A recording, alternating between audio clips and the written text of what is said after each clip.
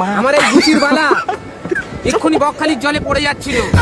হাতে তার গুচি, মুখটা হয়ে গেছে একদম কালো কুত্তার পুষি। হাঁটা চলা করে যেন মস্ত এক চিতা, তুড়ি মারলেই শেষ হয়ে যাবে ওর জীবনের কবিতা।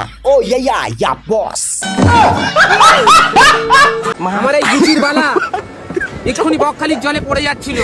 ব্রেকিং নিউজ, বিশ্ব অর্থনীতি আজ ধ্বংসের পথে, কারণ মস্তানের পুষি পছন্দ করেছে ইতালির গুচি।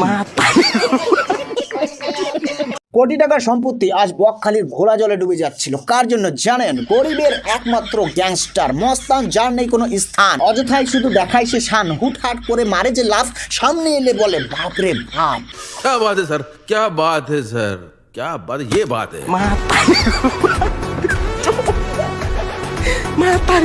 আগে ছিল চোদন, এখন হয়েছে মদন। ভেবেছিলাম হয়ে যাবে বিরাট এক হিরো, হিসাব করে দেখা গেল রেজাল্ট পুরো জিরো।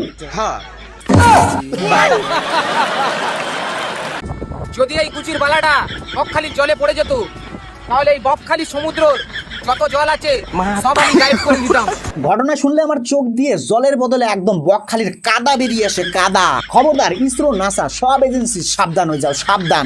কারণ বিশ্ব জলবায়ু পরিবর্তনের নতুন বাপ চলে এসেছে, নতুন নতুন নতুন। হ্যাঁ, যার হাতে পড়েছে গুচি কিন্তু নিচে নাই তার পুষি।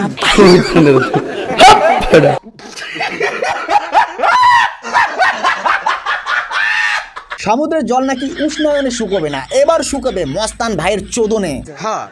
সবচেয়ে বড় কথা, মস্তান ভাই যদি সত্যি সমুদ্রের জল শুকিয়ে ফেলতো, তাহলে ওই সমুদ্রের কাঁকড়া আর মাছগুলো হাত জোর করে বলতো, হুজুর ওই রিক্সা থেকে খুলে আনা জং ধরা বালার জন্য আমাদের বাস্তুহারা করবেন না, এই নাও গুচির বালা তোমার পুষির মধ্যে ঢোকাও।